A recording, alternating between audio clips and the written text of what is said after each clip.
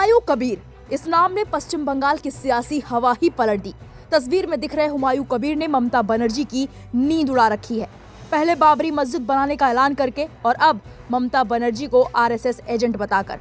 दरअसल मुर्शिदाबाद की भरतपुर सीट से विधायक हुमायूं कबीर बाबरी मस्जिद बनाने को लेकर दिए गए अपने बयान पर अड़े हुए हैं। न सिर्फ हुमायूं कबीर अड़े हुए हैं, बल्कि ममता बनर्जी के गढ़ के मुसलमान भी अड़े हुए हैं। आप तस्वीरों में देख सकते हैं। और आज 6 दिसंबर है और आज ही के दिन हुमायूं कबीर ने बाबरी मस्जिद की नींव रखने का ऐलान किया है। अब देखना यह है कि जिस तरह से मुसलमान अड़े हुए हैं और जिस तरह से अपनी जिद पर हुमायूं कबीर अड़े हुए हैं, तो ममता बनर्जी के लिए एक तरफ तो ये मुश्किलें और परेशानी बढ़ा रहा है और दूसरी तरफ अब ममता बनर्जी क्या कुछ करेंगी, क्या कुछ एक्शन लेंगी, ये भी देखने वाली बात है। लेकिन ममता बनर्जी ने हुमायूं कबीर पर एक्शन लिया और टीएमसी ने उन्हें सस्पेंड कर दिया है, जिसकी वजह से हुमायूं कबीर नाराज हो गए और मीडिया के सामने आकर सीधे ममता बनर्जी पर जुबानी हमला बोल दिया।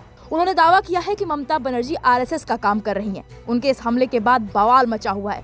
साथ ही साथ सवाल भी उठ रहा है। सवाल ये कि क्या हुमायूं कबीर ओवैसी तो नहीं बन जाएंगे। सबसे पहले हुमायूं ने ममता बनर्जी पर क्या कुछ निशाना साधा है, उसे आपको सुनवाते हैं, फिर ओवैसी वाला मुद्दा समझाते हैं। क्यों नहीं बोलूंगी।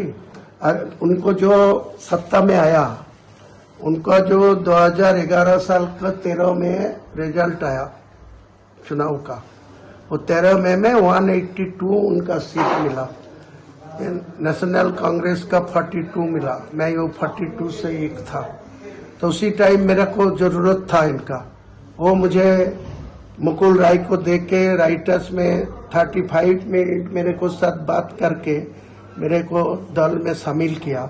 तो मेरे साथ 12-13 साल ऐसा क्यों किया, जो मेरा क्या जरूरत था, मेरे को लेने के बाद जरूरत क्या था। मेरे को मंत्री भी नहीं, उनको नहीं सवाल उठाया, नहीं डिमांड किया, तो मंत्री भी किया। बाद में मैं सेंट्रल बोर्ड का मेंबर भी किया, एक वर्किंग प्रेसिडेंट भी यही जिला में किया। जो 4% वोट नहीं था टीएमसी का मुर्शिदाबाद जिला में, मैं यहाँ के 24% करा दिया। ये मेरा गलत किया। तो मेरा साथ जो किया, आज मुख्यमंत्री आम जनता को पैसा लेके कोई जगन्नाथ मंदिर बनाते हैं, कोई हिंदू लोगों को दुर्गा पूजा में अनुदान दे रहा है, और कुछ मुसलमान के वक़्फ़ के पैसा में 3000 रुपया वो इमाम को भत्ता दे रहा है और मर्जन को 1500, और टोटल दोनों मिलके 54 हो रहा है। और हर यार 1,10,000 रुपया करके पूजा करने के लिए दिया। ये तो आरएस का ही काम कर रहा है। दादा, बाबरी मस्जिद बना रहे इसलिए कि ममता बनर्जी के दल से निकाल रहे हैं, आपको क्या उनको पूछिए, जो निकाल लिया उनको पूछिए, वो मैं बात नहीं बोलूँ। ये तो था उनका बयान। अब बात करते हैं कि क्या ओवैसी बनने की कोशिश कर रहे हैं इस सवाल की। दरअसल हुमायूं ने ऐलान किया है कि वो अपनी नई पार्टी बनाएंगे और नई पार्टी की घोषणा 22 दिसंबर तक करने की बात भी कही है।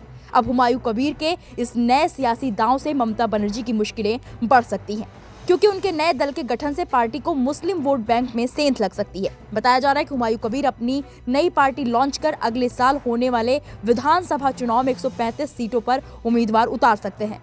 लेकिन अगर ऐसा होता है तो हुमायूं कबीर टीएमसी और ममता बनर्जी के लिए राज्य का ओवैसी साबित हो सकते हैं, यानी मुस्लिम वोट तोड़ सकते हैं, क्योंकि उनकी बाबरी मस्जिद बनाने के ऐलान से मुस्लिम जमात का एक बड़ा हिस्सा बहुत ही खुश है।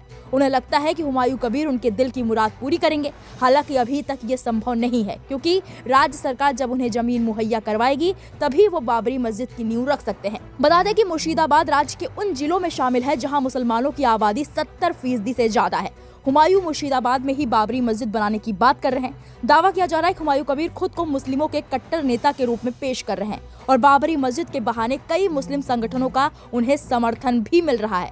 अगर मुस्लिमों के बीच हुमायूं फेमस होते हैं तो ममता का ये वोट बैंक बढ़ जाएगा। देखा जाए तो ममता बनर्जी की जीत में मुस्लिम मतदाताओं की अहम भूमिका रही है। भाजपा लंबे समय से इस वोट बैंक में सेंधमारी की कोशिश करती रही है, जिसे लेकर भाजपा ने हुमायूं कबीर को भी दाने डाले थे।